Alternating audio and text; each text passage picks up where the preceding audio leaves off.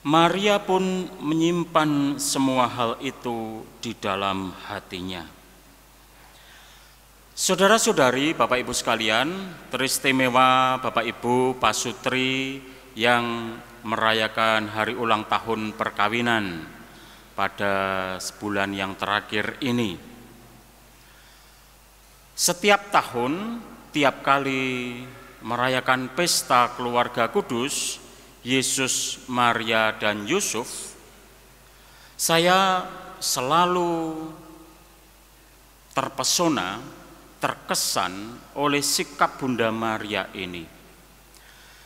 Saya selalu ingin terus-menerus mengkhotbahkan keutamaan Maria ini.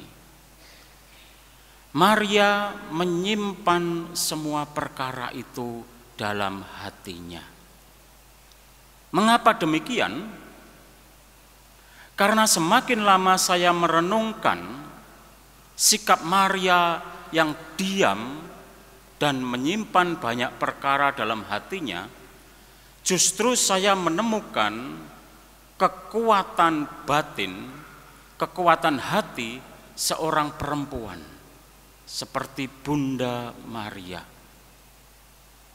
Karena semakin lama saya semakin melihat orang yang semakin mudah berkomentar, semakin mudah curhat, semakin mudah curcol, semakin mudah ringan berbicara, yang suka ngegibah, kalau anak-anak muda bilang ngegibah, itu justru menunjukkan kerapuhan hati.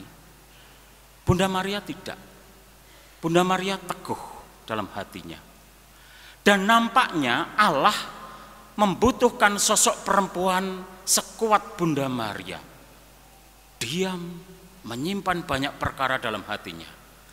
Anda bayangkan kalau menjadi ibunya Yesus dan suka cepat mengungkapkan hatinya, menjadi ibu Yesus dan terlalu cepat komentar, terlalu cepat menilai, menghakimi, maka misteri Allah menjadi rapuh. Misteri Allah harus dipegang oleh orang kuat. Kuat sejak dalam batinnya, kuat sejak dalam jiwanya, kuat sejak dalam hatinya. Dan Bunda Maria sosok yang cocok, tepat untuk itu, saudara-saudari. Saya harus mengekspresikan ini karena ini tiap tahun saya khotbahkan. Dan tiap tahun saya berdifusi kepada Bunda Maria, semakin saya kagum. Memang tentu tidak lepas dari sejarah hidup saya yang sangat dekat dengan ibu. Seringkali ibu saya itu, saya tidak perlu berkata banyak, dia sudah tahu apa yang paling saya butuhkan. Saya dengan ibu itu punya pengalaman, kami tidak banyak berbicara, tapi hubungan kami sangat dekat. Almarhum ibu saya tahu kapan saya sakit, kapan saya sehat. Tidak banyak omong. Ibu saya bukan seorang sarjana, ibu rumah tangga biasa. Tapi saya ketika dia meninggal, saya semakin menemukan banyak keutamaannya. Tiap kali saya dengar sendiri berdoa melalui Bunda Maria untuk para imam, termasuk untuk saya. Maka saya semakin dengan melihat ibu saya semakin kagum pada sosok Bunda Maria. Perempuan yang teguh menghadapi begitu banyak kesulitan. Kalau Anda lihat dalam kitab suci, sosok Bunda Maria itu kan jarang ya disebut ya. Dia muncul pada masa-masa awal Yesus kanak-kanak. Lalu sekali lagi dia sempat muncul ketika Yesus dianggap banyak orang sebagai seorang yang sakit jiwa, kerasukan setan. Lalu ibu Yesus, Bunda Maria datang. Lalu sanak saudara, kemudian teman-temannya, orang banyak yang berada di situ berkata kepada Yesus, lihat tuh, ibu dan saudara-saudaramu ada di luar, mau menjemput Yesus.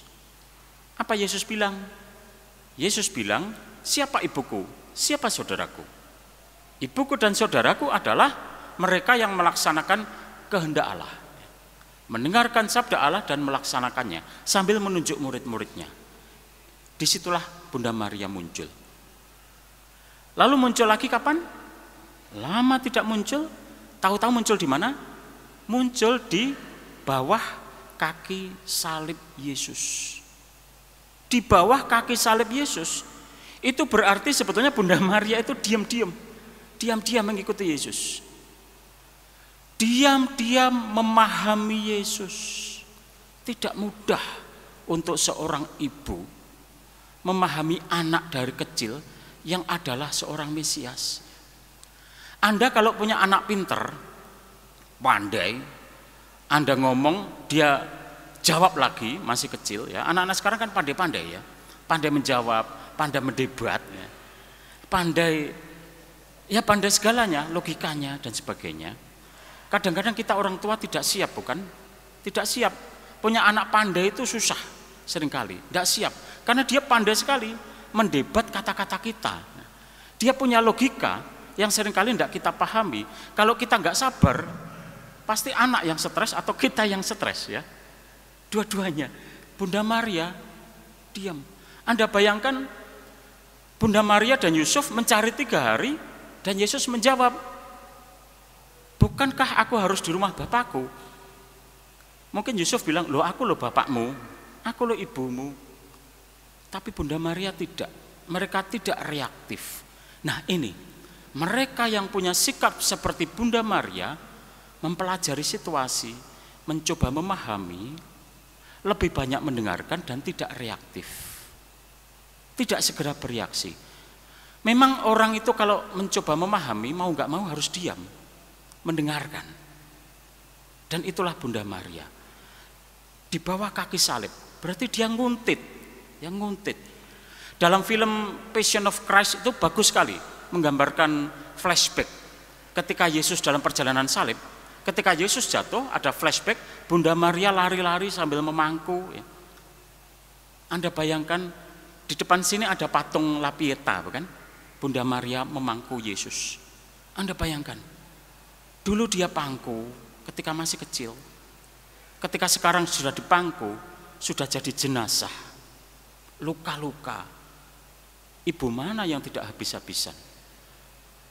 Anda melihat anak kecelakaan saja habis, apalagi Bunda Maria. Habis. Bagaimana lagi dia harus memahami? Dia kurang diam apa? Kurang masuk ke dalam dirinya seperti apa? Dan dia terus harus memahami. Dan terakhir, kapan Bunda Maria muncul? Terakhir Bunda Maria muncul dalam Kisah Para Rasul. Ketika dia berada di antara para rasul. Tentu kecuali Yudas. Karena Yudas sudah mati berkhianat. Bersama para rasul dan hampir pasti Bunda Maria juga menjadi bagian dari mereka yang mengalami pencerahan karena datangnya Roh Kudus dalam rupa lidah-lidah api. Bunda Maria berada di sana. Dan karena itulah juga Bunda Maria disebut sebagai Bunda Gereja. Bunda Gereja. Saudara-saudari, Bapak Ibu sekalian, banyak keutamaan yang harus diteladani dari Bunda Maria. Terutama sikapnya yang diam. Sikapnya yang tidak reaktif. Diam tidak berarti pasif. Diam tidak berarti bodoh. Banyak ngomong belum tentu pinter. Kadang-kadang orang tertentu kalau gak usah ngomong ben gak kita gobloke kan begitu kan. Wis meneng wae. Banyak ngomong belum tentu pinter.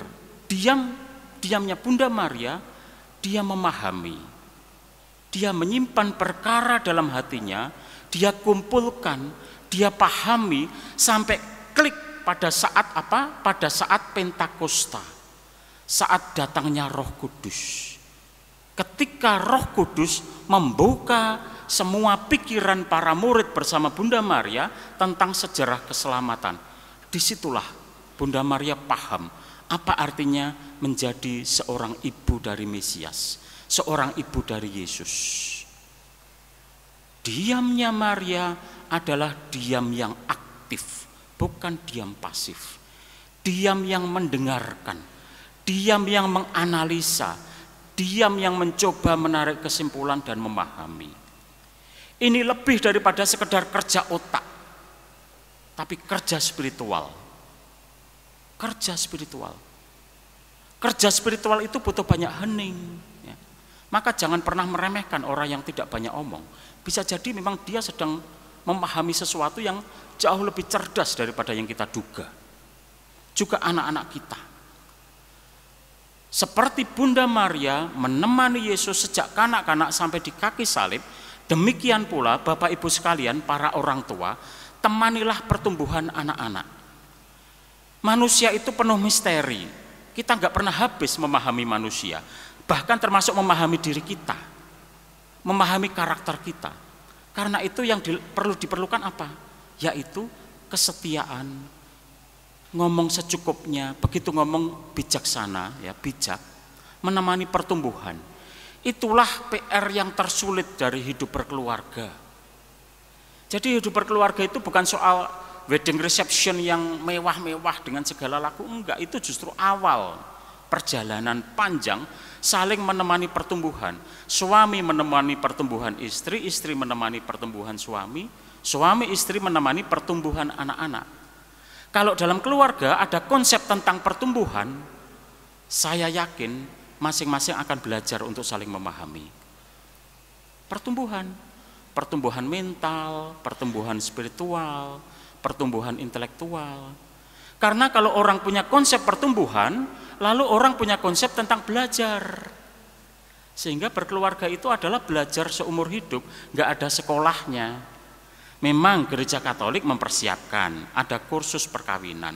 Tapi seringkali itu pun ya tidak sepenuhnya mendampingi Anda dalam perjalanan hidup berkeluarga. Seterusnya Anda dilepas, silahkan belajar sendiri, belajar gegeran dan belajar rukun,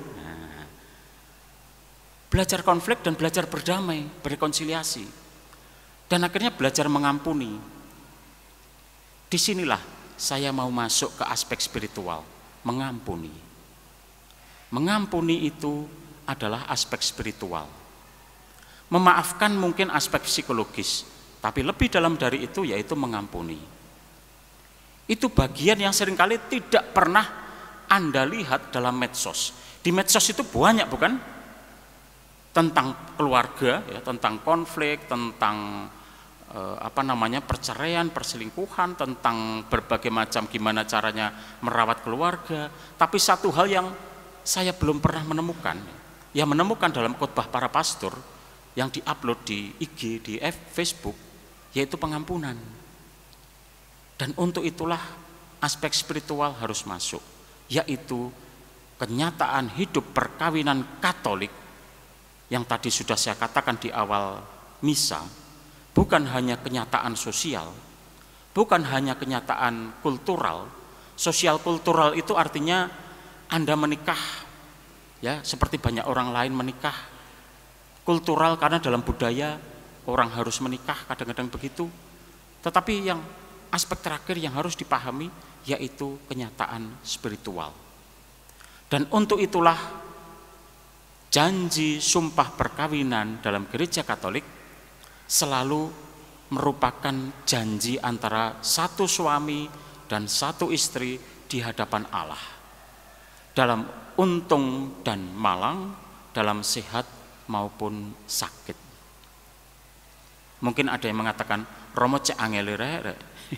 Hidup perkawinan gereja Katolik cek angele, sekolah, kursus. Ada yang bilang seperti itu ke saya, Romo cek angele sih mau menikah di gereja Katolik.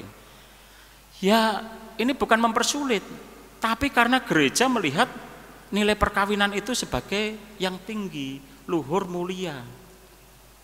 Sakramen perkawinan Bapak Ibu itu nilainya luhur sama seperti sakramen imamat saya. Dua-duanya sakramen. Dan itulah artinya sakrum, suci. Kesucian perkawinan Anda itu setara dengan kesucian imamat saya.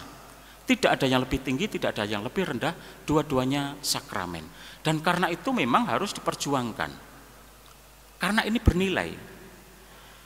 Kalau nggak bernilai, kaleng-kaleng itu nggak usah diperjuangkan. Iya kan? Kaleng-kaleng murahan itu nggak usah diperjuangkan. Kenapa sulit? Karena memang ini bernilai. Maka ada perjuangan untuk saling memahami seumur hidup, suka dan duka, untung dan malang, sehat maupun sakit. Karena kesetiaan itu bernilai.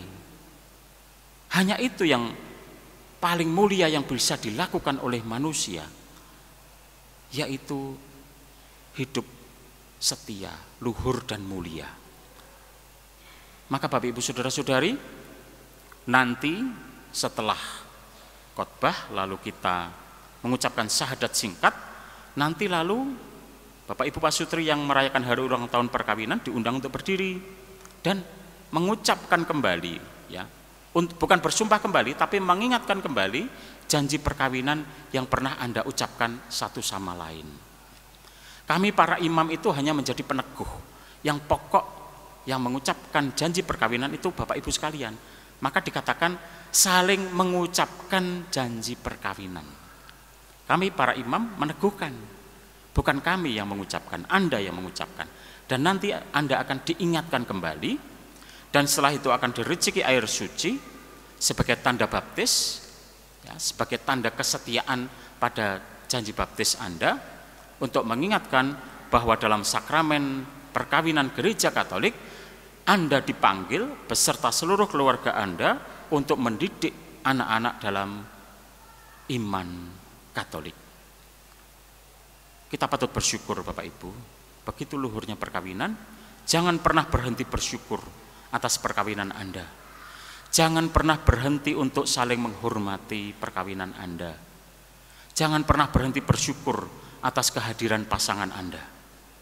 Syukuri dan hargai, lalu Anda akan menemukan kehormatannya, Anda akan menemukan kemuliaannya, dan untuk itulah Anda akan merawat hidup dengan baik di hadapan Tuhan. Semoga Tuhan memberkati kita sekalian. Amin.